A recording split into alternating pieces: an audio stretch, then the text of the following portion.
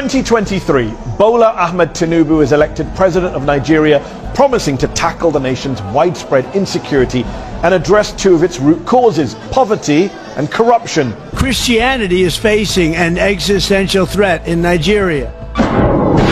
Nearly 3 years later, international attention is back on the country, with the US launching strikes as a, quote, Christmas present, claiming Nigeria is failing to stop a genocide against its Christian population. But whilst the Nigerian government denies these claims, there's no disputing that wider insecurity is spreading. My guest tonight was once one of the president's fiercest critics, but now serves as his official spokesperson and special advisor, defending the president's efforts to renew hope for Nigeria. I'm Mehdi Hasan, and tonight I go head-to-head with Daniel Bwala. I'll challenge him on Trump's Christian genocide claims, the Nigerian government's failures to protect its own people, and whether President Tinubu profits from corruption.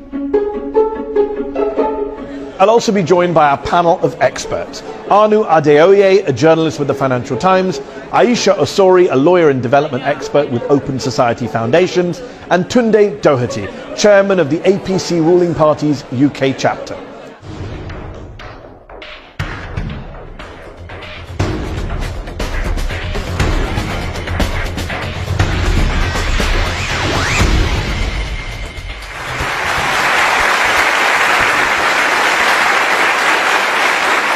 Daniel Bwala, thank you so much for joining me on Head to Head. Thank you. Nigeria is a proud, sovereign, independent nation, a powerhouse in Africa. Right.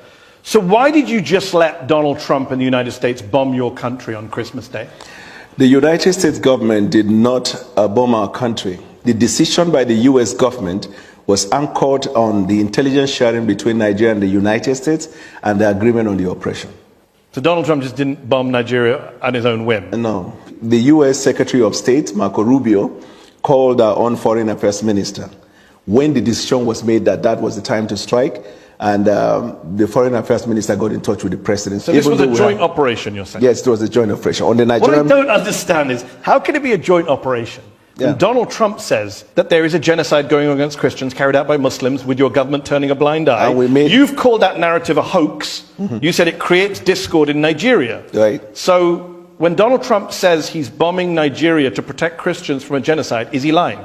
We both disagree as to whether the so-called genocide in Nigeria was against Christians.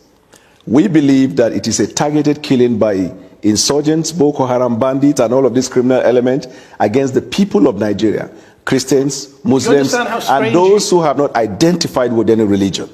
Donald Trump believed it is Christians. We now felt, rather than arguing about whether it is against Christians or not, there is one area we both agree, that we have a joint interest in the fight against terrorism. But you're fine with the fact that his motivation is something you disagree with. You think it's a hoax? Yes, because... So when Donald Trump says there is a genocide against Christians in Nigeria, is he telling the truth? It is a half-truth, in the sense that yes, Christians have been affected, but the whole truth is that both Christians, Muslims, and those who have not identified. I said the narrative of Christian genocide was a hoax. Pushing it. That's his opinion. Everybody's entitled to it. Is he right or wrong? We believe there is a targeted killing of all Nigerians. Okay. Evidence has shown. And that is where we are focused on fighting terrorism. So let's talk about the terrorism. Right. Trump claimed he targeted, quote, ISIS terrorist scum. Right. And every camp got decimated. Mm-hmm. But a lot of investigative reporting on the ground shows that few, if any, combatants were killed. Some bombs landed in empty fields. A local leader in one of the districts said, the same militants we knew are still there, loitering around our communities. No, there were killings of terrorists. That's not what local leaders are saying. I can call local television that testified. Arise News did, Channels Television did. Okay. So there was the killing of terrorists. Well, you're not on the ground, with respect. No, I didn't. Al-Haji Bunu, who's a traditional ruler in the district, says, we saw no dead bodies, even where the bombs fell. Those are his words. No, because the bomb didn't fall in the town. It was at the camp, that enclave, where they gathered. Are you okay with having the Americans bomb Nigerian people's homes? I'm not aware of that one. You're not aware of Morenike Saka, who said, I began to scream for help. I had to crawl my way out of the room. The missile tore through her apartment building, according to the Washington Post. How about Musa Soliu? I was in my room. I was buried under the ruins. I don't know how to restart my life. My belongings are destroyed. Houses were not destroyed. Are you telling us that Nigerian citizens are lying about being bombed by the US? I am saying that the military operation that was conducted on that day was targeted as terrorists and we hit them. You have a history of not hitting terrorists and hitting civilians. You know that, right? Your country. I'm not aware. Oh, well, on December 21st, the Nigerian Air Force said that they handed over compensation to people who were hit in an accidental airstrike on Christmas Day 2024. Do you just bomb every Christmas? When and when? Christmas Day 2024 and Christmas Day 2025. I dispute that fact. We'll take it up with the Nigerian Air Force. Let me ask you this. Since President Tinubu came to office in 2023, the situation has worsened in your country. You have a mixture of militant groups, you have bandits, you have clashes between herders and farmers. We also have Nigeria is now incursion of foreign interest in Nigeria. I'm sure. Nigeria is now the 5th deadliest country in the world. Are you proud of that record? I acknowledge the fact that we have insecurity in Nigeria, and until the hoax narrative of the Christian genocide, then we began to see back-to-back attack in Nigeria. We had for the first 2 years of the president's administration a substantial peace in Nigeria. Actually, the number of deaths went up on the president's watch. After this incident of a Christian genocide. And by the way, when did that begin? There is no country of the world today that is free from insecurity. No, there I are agree. parts of London that's why you can't go in the evening. Okay, but we're not bombing London to root out militant training camps. But you have had so many of the bombing on behalf of the United Kingdom by the United States. Since you're making rather spurious comparisons. No, the context 11,000 people were killed in conflict in Nigeria in 2025. That is up from 8,700 in 2023. That is a 26% increase in the number of Nigerians killed since your party and your president came to office. That's a pretty awful record. It's awful. And we're fighting hard day and night. But that's one of the reasons why the president traveled to Turkey, where we had bilateral agreement to deal with insecurity. That's why we're cooperating with the United States of America. That's why we're cooperating with any country of the world. The reason is because since 9/11, terrorism is a global phenomenon. Agreed. And so every country is involved in it. But it's getting worse in Nigeria. That's the problem. I can't say it is getting worse. You just agreed with me when I gave you the numbers. No, I said 8,700 killed in 2023, right. 11,000 killed in 2025. That's getting worse. How many people were killed in the United States last year? In conflict-related violence, probably. So this is not a conflict. This is an act of terrorism. Okay. So how many people were killed in the United States in terrorism? It wasn't 11,000. This is part of what Donald Trump many years ago in his first term classified the Western media as fake news. The reason is because context matter. This is not Western media. You are well aware. This is not Western media. Yes, I understand. But this is the Armed Conflict Location and Event Data, ACLED, the most respected group that counts conflict-related violence around the world. Let me ask you, where there is a terrorist attack, I could also give you another source. Conflict? I mean, National Human Rights Commission. This is a Nigerian group. 2,266 people were killed by bandits or insurgents in the first half of 2025. That's more than were killed in all of 2024. You are failing. Amnesty International says you are failing at security. The numbers don't lie. It's unfortunate, and as a government, and it's getting worse. We're working day and night and it's to deal getting with worse. that situation. I don't agree to the fact that it's getting worse. How can it not get worse if more people die in 1 year than the previous year? Context matters. What's the context? The context is not getting worse. What? Yes. The context is not getting worse. The context is that it is not getting worse because you see, this is a water, right? Okay. If you have the water half, you could say half glass filled or half empty. Yeah. Isn't it right? Yeah. So the Western media always see Nigeria, Africa, and some of the activities in Africa as half empty. Excuse me. But we see it as half full because when we look at it, and when I say context matter, before the president took the oath of office, we knew the situation in Nigeria. And you made it worse. When he made the decision to take bold step to put Nigeria in better trajectory, we were well aware of the fact that it was going to incense lots of people. Okay. We are also You've aware. Made your point. I get the glass half full. I get the context. I also understand basic mathematics. Let me ask you this.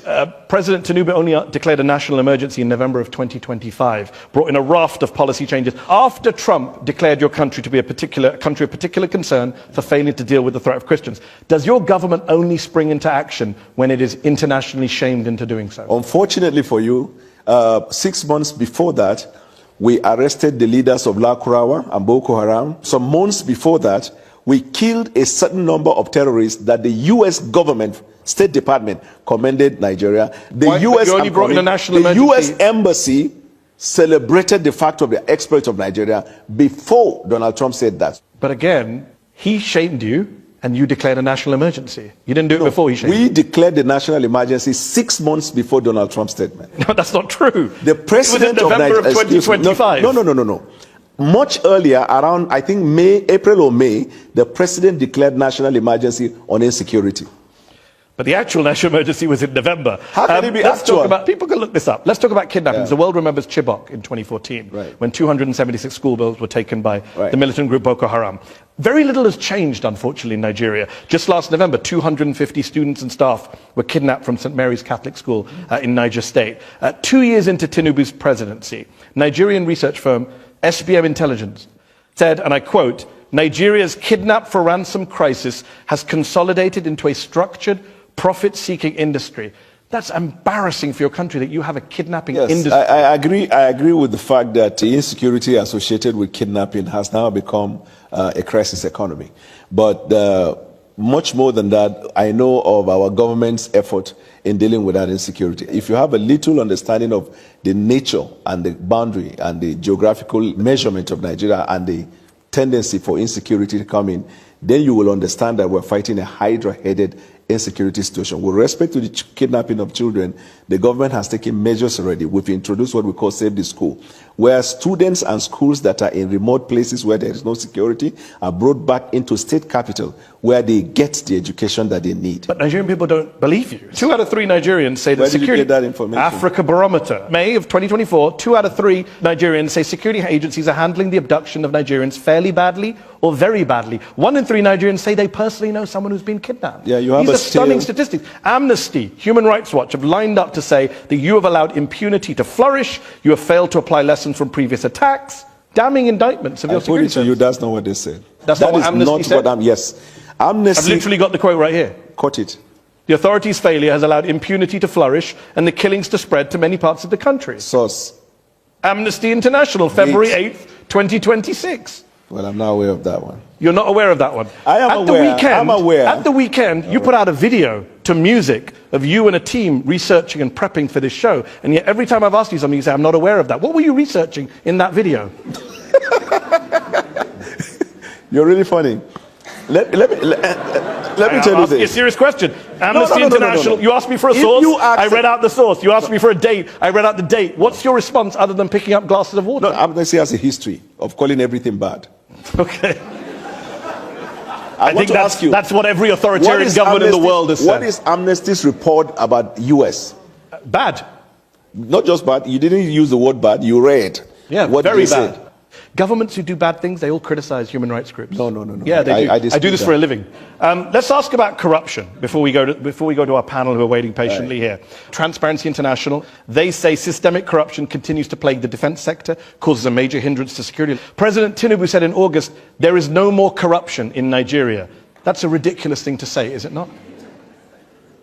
We investigate any case of corruption, not just in the defense, but anywhere in government. This administration has had lots of people who are in government, either sacked or investigated and being prosecuted. The resolve of our administration in dealing with corruption is obvious. Why did he say there's no more corruption? You probably read him out of context. No, I didn't. No, read exactly what he said. You're cherry picking. How can someone just stand and say there is no corruption in Nigeria? It is getting clearer to the people. We have more money to the economy and no more corruption. Full stop, close quote. Good. So this is the context. He was communicating to the people about the exploit we're having as a result of the decision to remove fuel subsidy. We dealt with the question of corruption in the oil industry. And that's not what he said, but okay, he didn't say anything about the oil industry. That's why I say context matters. Well, you can't just make up the context. He didn't say anything about the oil industry. He said we have more money to the economy and no more corruption. In fact, he was criticized in Nigeria for this. Last question on this. How can Nigerians take Tinubu seriously on eliminating corruption when he appoints someone like Abubakar Bagudu as Minister of Budget and Economic Planning, a man who, according to the US Justice Department, with others, embezzled, misappropriated, defrauded and extorted billions with a B from the government of Nigeria under the dictator Sani Abacha. Bagudu avoided criminal charges, he cut a deal with the Nigerian government, returned some of the money, but the president literally put Nigeria's budget in the hands of a man who's accused of looting billions of dollars. You started your introduction by saying it's a sovereign country. The decision of the court in the United States does not bind the Supreme Court of Nigeria. But he gave $163 million, and that man is now in charge of the Nigerian budget. You're okay with that? I think Do you think it's funny? I mean, no, two-thirds of Nigerians... You think it's funny? No, I don't. I think people who are giving $163 million back shouldn't be in charge of the country's budget. Thank you. for your observation. Okay, but do you think they should be in charge of the budget? There's no evidence that that minister has misappropriated funds in the government of Nigeria. Why did he give back $163 million? To Nigeria or to the U.S. To government? Nigeria. Why did the U.S. government give him $100 million? It's settlement. That's what you do in settlements. Okay. Why was he settling? Yeah, so okay. if they So you're comfortable with a guy us. who is accused by the U.S. Justice Department of embezzling with the Sani Abacha regime billions of dollars being in charge of the budget Are today? you okay with a president of one of the countries in the world who was convicted by the courts in that land and the person is still governing the country? Who are you referring No, to? I'm just asking. But which country? Okay, are you also okay? Are you also okay? Because if it's Donald Trump, I'm a well-known Trump supporter. Are you also okay Are you also okay with the prime minister of a country who was accused of making a wrong judgment in an appointment that led to a lot of problem, but he has not resigned, he's still governing? Are you okay with that? Well, by the time this show airs, he may have resigned. So your argument Now that that Keir it has come to Starmer light- and Donald Trump, basically everyone else is corrupt. Okay, let's go to our panel on that. I'm joined by Aisha Osori, a lawyer and writer with the Open Society Foundations. Aisha, how would you rank this government's record when it comes to security? On a scale of 1 to 10, I would say 1. And I think one thing that I haven't heard in the conversation so far is that since President Tinubu came into office, we have no diplomatic presence in any of the major capitals. And the reason why this is tied to insecurity, for example, let's use our borders with Chad, Niger, Cameroon. When you have no diplomatic presence in those areas, then you're not able to engage on the insecurity. We talked about kidnapping a few minutes ago. There must be a link between the atrocious amounts of money that are being raised by kidnappers. Over $1 billion in 2024, according to the ransoms. From ransoms. That must be what's fueling the insecurity. So there's a link between the kidnapping industry and the rising insecurity. So killing a bunch of terrorists while constantly there's a wave of terrorists coming in through the borders from Chad, from Niger. Again, another thing that's been alleged is that President Tinubu's bad handling of the coup in Niger, where he said we were going to attack them, was one of the triggers for these countries, Niger and Burkina Faso, leaving ECOWAS. I'm just saying all that is connected. Yes. So let me bring in Tunde Doherty, who is the UK chairman of the All Progressives Congress Party, the party of the president. What is your response to Aisha when she says 1 out of 10 security rating for your country? Definitely, what Aisha is saying, well, does not really have bearing. We have the diplomats that does fulfill the policies that of government. And in terms of the security situation we're talking about in Nigeria, it's not today's thing. And we must look at the solutions that this government has put into force. You find out that the security architecture in Nigeria has been changed. We talk about the collaboration between the government and the United States in terms of dealing with insurgencies right there and then. Because, you know, Nigerians don't manufacture most of this high-tech required equipment to deal with such situations. The president, the government, is really doing quite fantastic work in making sure that they fight these insurgents, collaborating with all factors or all countries that is ready to work with them. Let's bring in Anu Adeoye, a journalist for the Financial Times who recently covered Nigeria and West Africa. Anu, we can't talk about insecurity without also talking about the economy and the underlying social economic issues. Is the average Nigerian both safer and better off under President Tinubu? The obvious answer is no, right? And before I get to that, I want to talk to what Daniel said. I always find it very interesting with Nigerian government officials who cherry pick statistics about the US and the UK, but they never say how many hours of uninterrupted electricity has the United States had compared to how many Nigeria has had. They never try and find, you know, the good statistics that Nigerians don't benefit from. If you look at the poverty numbers, this is according to the Nigerian Bureau of Statistics. More than 120 million Nigerians are living in multi-dimensional poverty. So that's not just people who lack $2 a day. That's people who can't afford food, who can't afford shelter. And even if you look at the numbers of the people who have died, right? These are wartime numbers for a country that is officially not at war. And so I think it's really, really difficult to make an argument and say, you know, things are trending in the right direction. Casualty numbers, wrong direction. Poverty numbers, wrong direction. Right. You know, we were very clear with the Nigerian people when the decision was made. It will bring discomfort temporarily, but the long term is what we are promising. We decided to also involve intervention mechanism in dealing with some of the hardship that the people undergo. Now, when that decision was made in May 2023, it was hellish. But as I speak to you today, the numbers, the indices, and the stats are favorable to the economic reform that we have introduced. Our foreign reserve has increased substantially. Our net import dependency went down. Our export production capacity has gone up. Our naira is strengthened. We have provided opportunities for families who could not afford to send their kids to school to access grant and go and have their education, cost of fee, tuition fee, as well as the cost of living. You mentioned school.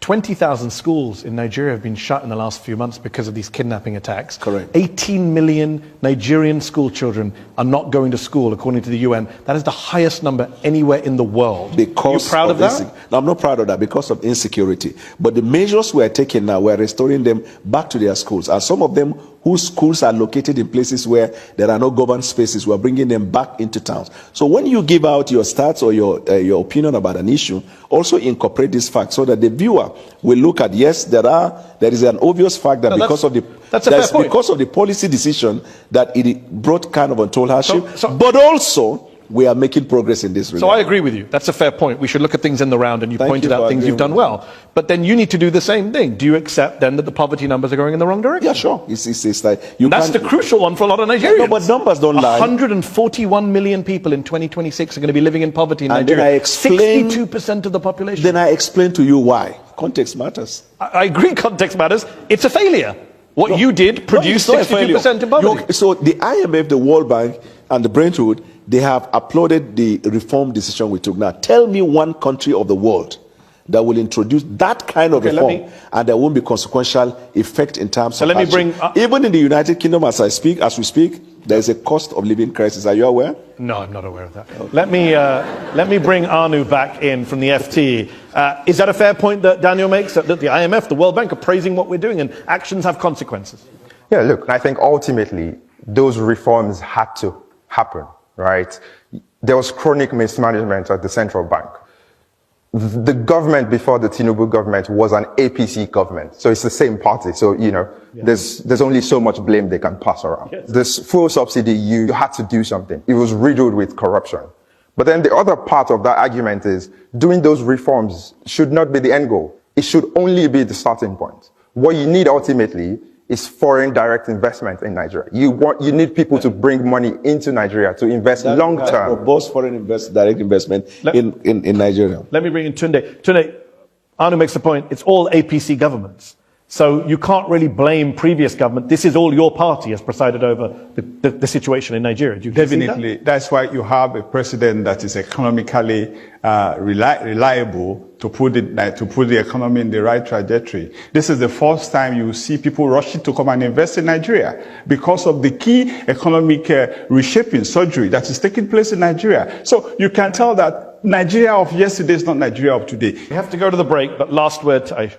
I think it's telling that we're talking about IMF and World Bank as if their approval is sort of a good thing. When we talk about the fact that we live in a neoliberal world, and we're talking about the same institutions that made forced structural adjustment programs down the throats of so many countries in Africa, Asia, and Latin America, we shouldn't be praising the fact that they think these reforms are good. But I put that aside. What do the average Nigerians think about their lives? All that seems to matter to the Tinubu administration and past ones is the approval of the West. And I think this conversation between you and Daniel bears that out. It's what the US says, it's what the IMF says, it's not what Nigerians say. Okay, so you see, you praise, just 1 second. We've got to go to the break. That's excellent, yes, excellent. Yeah. You praise the idea, you praise the idea of a Western institutions report about Nigeria insofar as the situation is bad. When we praise the idea of a Western institution that before now said something against Nigeria, but now is saying Nigeria is trying, then that is not necessary. Well, I think Amnesty International is a human rights group and the IMF is a neoliberal institution. And they're all Western institutions. All right, well, we're all cherry picking apparently. Let's go to the break. In part 2 of Head to Head, we will talk about President Tinubu, his wealth, his leadership style, and what it means for democracy with Daniel Bwala. Don't go away.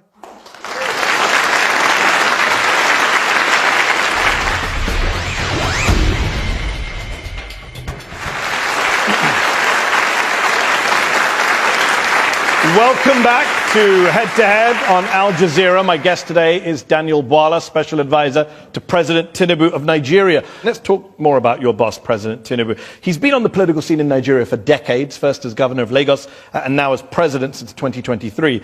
He's a very rich man in a very impoverished country, and there's a lot of mystery as to where he got his wealth, estimated to be in the billions of dollars. What do you say to people who highlight allegations against him of, quote, massive corruption and misappropriation of funds? That's their opinion. Actually, it's your opinion. In January 2023, you talked about the legal petition against him that involves, quote, massive corruption and misappropriation of funds. You were in the opposition and were very critical of his wealth. Exactly verbatim what I said, because what you just say is not a true representation. January 22nd, 2023, you said the petition against him involves massive corruption and misappropriation of funds belonging to the government of Lagos State, abuse of official office, conflict of interest. I'm glad you said the petition against him. Yeah. Yeah, document that was taken to court. That you highlighted. I wasn't the one that went to court. And at that time, where was I? You were an opposition member. Thank you. So should we not trust you when you say things as opposition? What is the job of opposition? To oppose? Yeah, no, I'm glad you know it. For the sake of opposing? No, that's what you're adding. I mean, you didn't just say that. No, go to Westminster on Wednesday by 9 o'clock. Okay. You'll understand the job of the opposition. You can do whataboutism all day, that's fine. You also said that, well, you know what doesn't happen in Westminster in the US Congress? I know what does happen. Well, I'm telling you what doesn't happen. Politicians don't accuse other politicians of setting up a militia. You said they also accuse the governing party. You said at the time, on mistake in judgment in appointing someone that eventually turned out to be somebody in the FC. Yeah, if you think that this is comparable to Starmer and Mandelson, good luck to you if that's your defense tonight. You said at the time that Tinubu started a militia to sway the election corruptly and that they even threatened you. So how can we take anything seriously you say tonight in his defense? Your opinion, Nigerians. So my opinion is your opinion. Sorry, Daniel, it's your opinion. That was litigated in Nigeria to conclusion, and then as a country we moved on. We are more interested about the deliverables that we have for the Nigerian people, and we look for opportunities. Nigerians are very concerned about corruption, and Tinubu, you said this. Tinubu and his people created a militia. This is the first time in the history of Nigeria we've seen a political party creating a militant arm leading to election. Your words, January 2023. Context is everything. There is no context. I'm coming. You are quoting the things I said when I was in the opposition. And I understand that's uncomfortable for you, but you did say them. If you want to disown them, that's fine. for you to ask anything I've ever said. So does he have a militia that tried to kill you? He doesn't have. I never said he tried to kill me.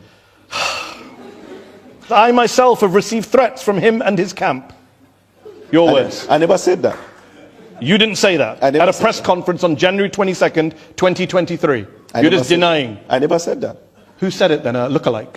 No, I don't know what you meant by that. I know I complained at the time. You said about the conduct of election.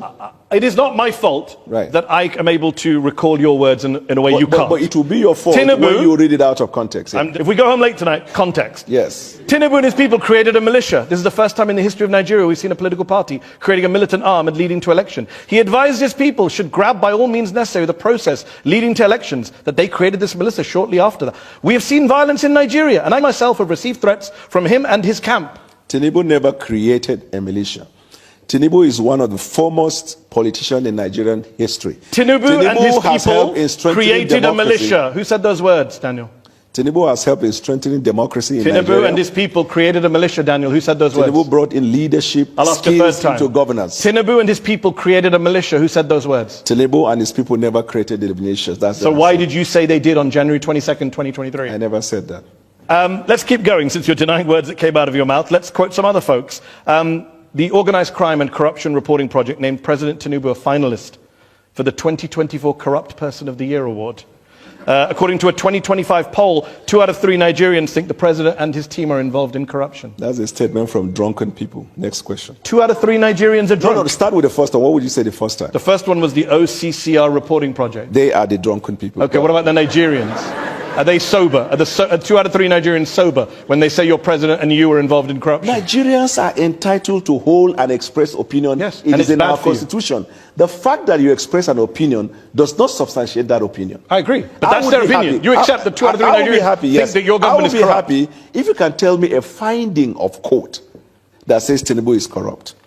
Well, what's interesting you should say that, because a lot of Nigerians have reason to suspect that his wealth was built on illicit activity. A lot of English people have complained about the Prime Minister. You can a talk lot about of Americans have all night long, There is but it no has no country relevance. of the world where the people aren't complaining about their leaders. All right, that's how I love it when you democracy is set these fashioned. challenges. Can you find me a country in the world where the sitting president, the US government seized $500,000 from one of their Chicago bank accounts after investigators found probable cause that the funds were proceeds of drug trafficking, specifically heroin. Tinubu gave up the money in a settlement. He was never indicted of a crime. But when a US judge last year ordered the release of all of the documents by the FBI, Tinubu went to court to prevent it.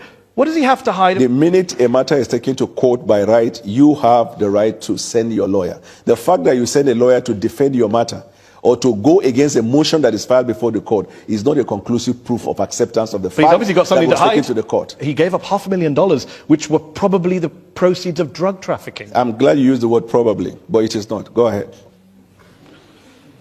You said in 2022 that this drug case, quote, conclusively concluded not in favor of Bwala because he had to forfeit that money. There is still a cloud around drug-related activity.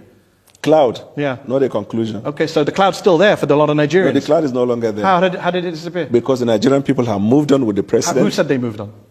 The facts are there. Less than 10% of Nigerian voters voted for him. So that in Nigeria, he doesn't have some big mandate from the people that means that I can't ask you, why did he give back $500,000 to the US government, which were believed to be the proceeds of drug trafficking, and you believed they were the proceeds of drug trafficking? Why do you conduct a polling with 500 people and give a representation of the population? You're now questioning all polls. Is that your defense? No, I just said the point. You heard me well. Well, you don't trust the Nigerian people. I trust the Nigerian people. This idea of drugs and narcotics is a terrible case all over the world. And if someone has that questionable character and is elected as president, what it means is that it will embolden people who are into those activities. That is why this person has to come out clean. You said those words. If somebody has that, thank God he doesn't have. How do we know he didn't come out clean? You said he has to come out clean in 2022. Okay, let me put it this way. This fact was litigated. No, it wasn't. This fact was litigated in the Nigerian court, and the apex court of the land, the Supreme Court of Nigeria, whose decision is not appealable to any court outside Nigeria, held that this case has not been established against. Your words were that there's still a cloud around them because it was not conclusively concluded My word in favor and the judgment of the Supreme Court, which one is relevant? In the Constitution of Nigeria, all the decision of the Supreme Court bind all authorities and people throughout the Federation. That's what matters. The fact that he had laundered drug money, most likely in his US bank account, is not an issue for you now. It was an issue for you a few years ago. It's suddenly not an issue when you go to work for the man. How convenient. The court has held the allegation that was put up in the petition against him could not be substantiated. Well, the US hasn't held that. And in fact, the US court tried to release all the files, and the president rushed to stop them from doing that. Innocent people, is that what they do? What stopped them from releasing it? Is innocent what people? stopped them from releasing it's it? It's ongoing in the courts. I'm glad you said ongoing. But so let's wait until when it's... Do innocent people try and stop files from being released about themselves? Yeah, sure. Okay. I'm sure the Nigerian people privacy. Do you... I'm coming. If a case is taken to court against you, even when you know you are not liable, will you be comfortable that the order of court will permit the release of privacy issue relating to you? Yeah, if people think I have drug money in my bank and I don't, then yes, I would do everything I can to... Unfortunately, people do not. Tinubu is not just super rich. It's what he does with his wealth. In 2019, 2 armored money trucks, bullion vans, were seen going into his house, coming out of his house. Where did that money go? No. Point, did you see the money? Or those who reported, did they see money inside the bullion van? Was there no money in the bullion vans? How am I to know? You said it was money in the vans at the time. I never 2023, February. You how could I have known it's there was money a tragedy that I know your words better than you do. There is only one person in Nigeria who is alleged to have moved money through bullion vans, and that person is the presidential candidate. You said that on February 17th on Channels Television 2023. Thank you for notifying me. So where did the money go from the bullion vans? There was no money inside. So why did you say there was? I said there was no money inside. But you said, at the time you said he's the only person to have moved money in bullion vans. When did I say that? What was the event in Nigeria? Oh, so you were lying because it was an election campaign? No, I never said I'm lying. I say, how can you prove that just because a bullion van goes into a person's house and comes out that there is money inside? Maybe because people said it was vote buying by Tinubu. Tinubu himself said, I gave money to the people. You know he said that? Yes, I also give money to people. When you give money myself. to people, people would say that's vote buying. Politicians, rich politicians give poor people money. No, he doesn't give money to people on election day, but he helps people. But people at the time said it was vote buying. Do you agree with Who that? are the people? You said, No, I never said that. ostensibly, I can't believe you still keep walking into this. You said it was done ostensibly for vote buying. Do you agree with Daniel Bwala or not? Please don't lift up a glass of water.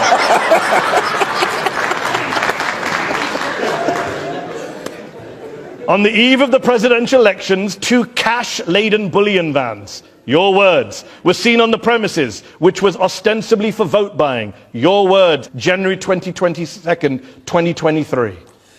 Have you just disowned everything you've said in order to work for this president? I'm coming. What you just said now, I want to put it on record, on my own honor. That's not what I said.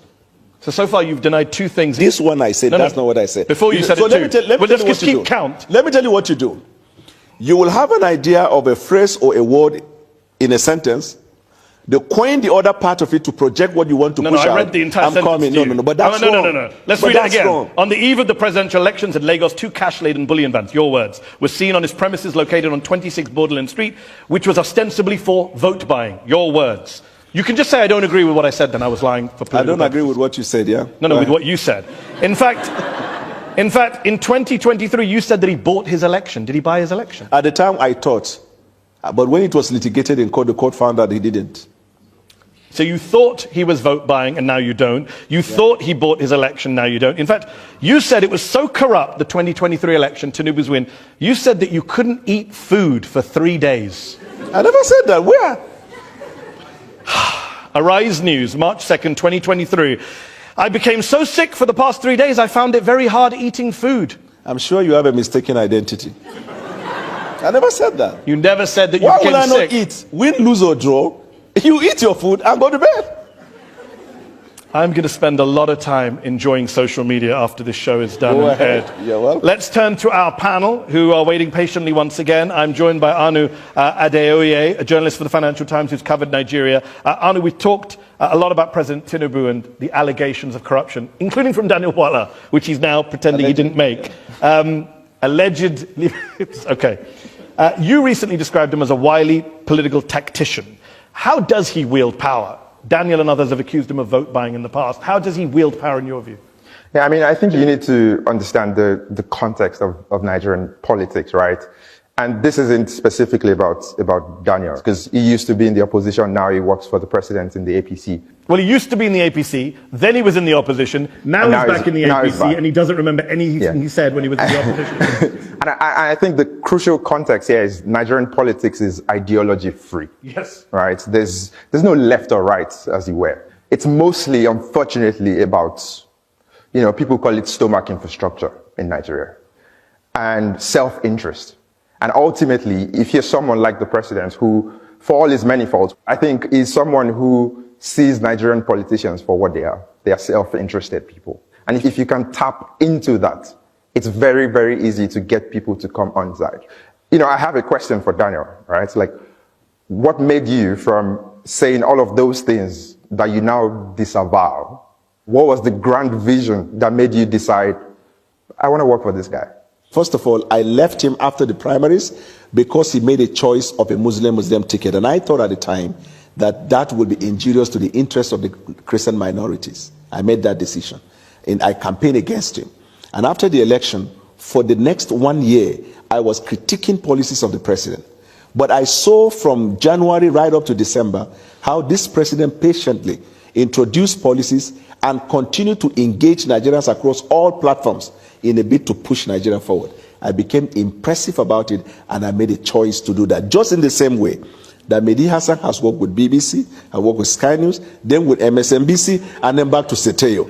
Evolution of people's life. Worst analogy Evolution I've of people's ever life. heard in 14 years of doing head-to-head. What are you talking about? Somebody changing their job from one company to another is not the same as you saying he's a corrupt man who created a militia, bought an election, and now I work for him, and I only said that stuff because it was the opposition. All of the things you said, you couldn't substantiate them. I substantiated all of it. No, you have not. Let's go to Aisha Osori from the Open Society Foundations. Aisha, in 2023, on the eve of the presidential elections, you wrote an article calling Nigeria a competitive authoritarian state that barely qualifies as a democracy. What do you mean by that, and what role has President Tinubu played in making that better or worse? Well, he's done nothing to make it better. Definitely, our democracy is a lot worse off in 2026 than it was in 2023. How so?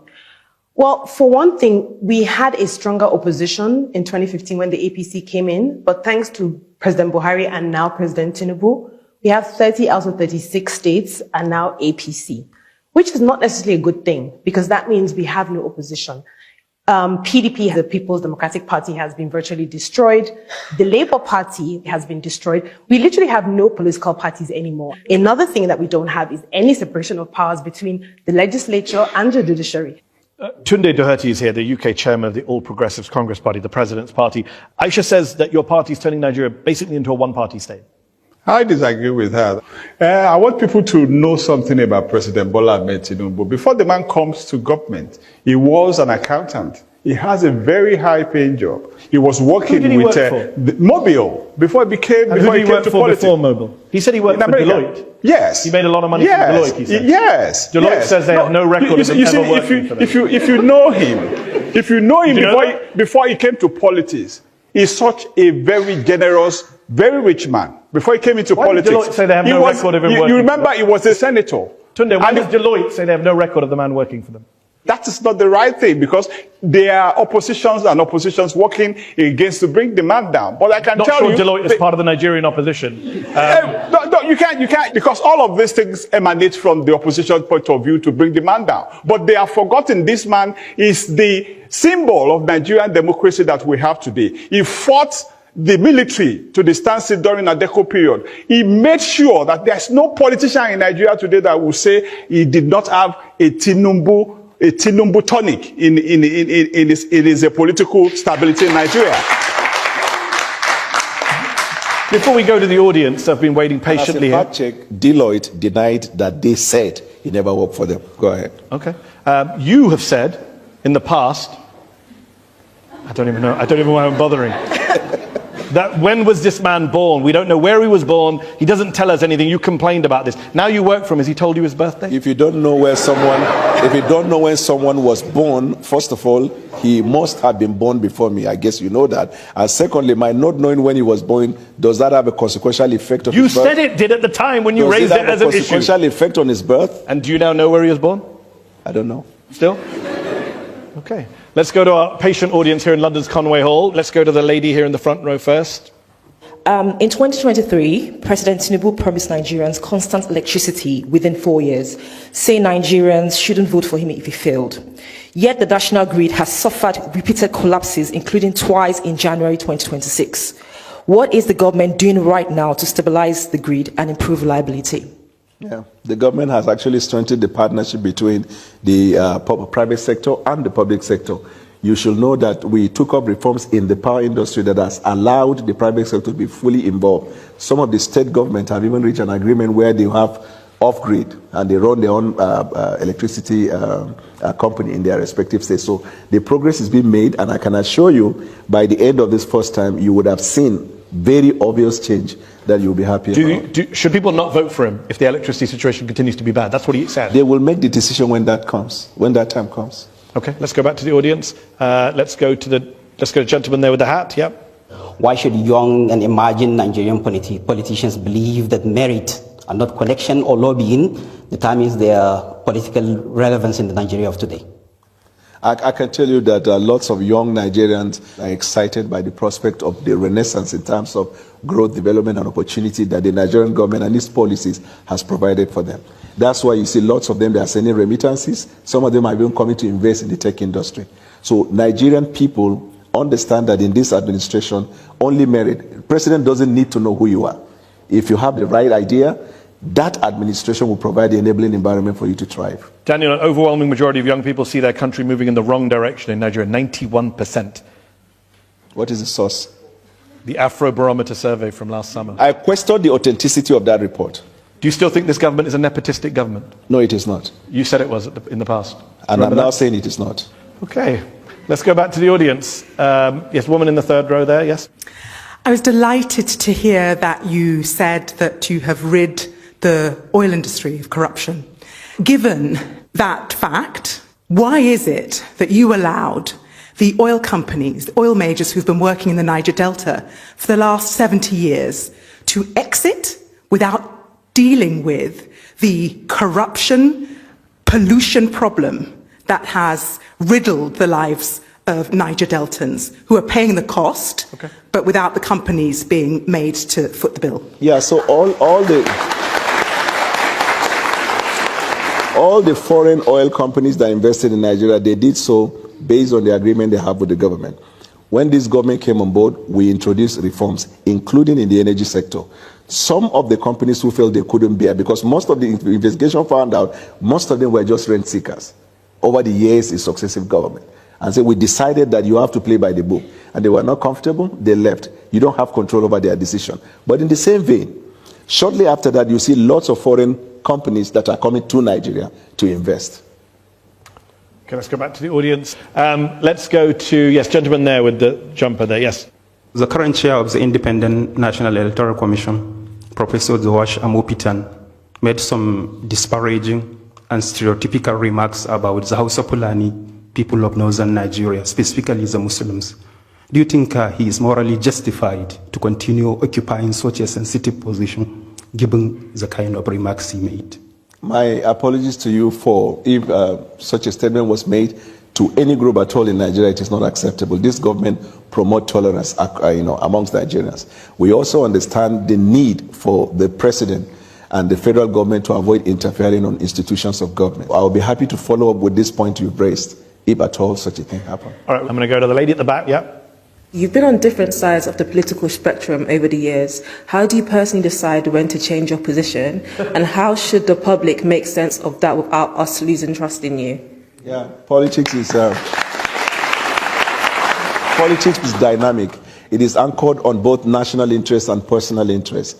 And when you make a decision at any given time, there must be a factor, what led to your decision.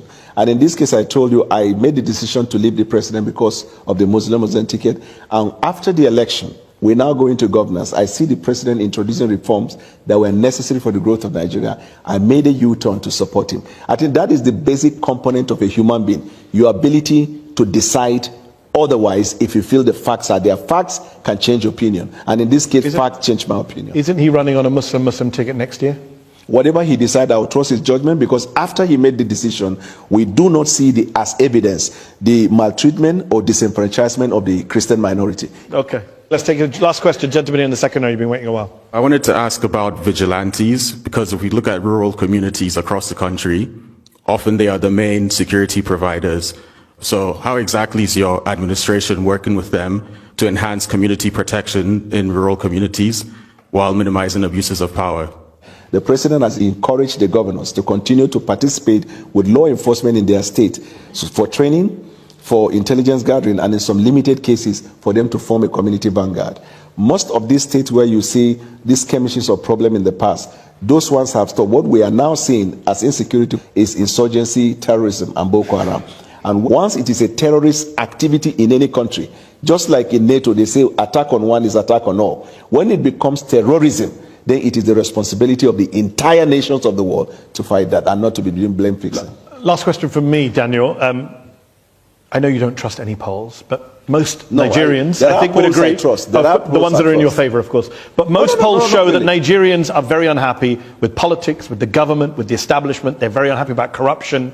President Tinubu campaigned under the slogan, "It's my turn," which many critics would say is symbolic of the Nigerian establishment, that people just hand out jobs between themselves. You said in 2022 that Tinubu made the presidency about himself when, quote, "It's not about the people."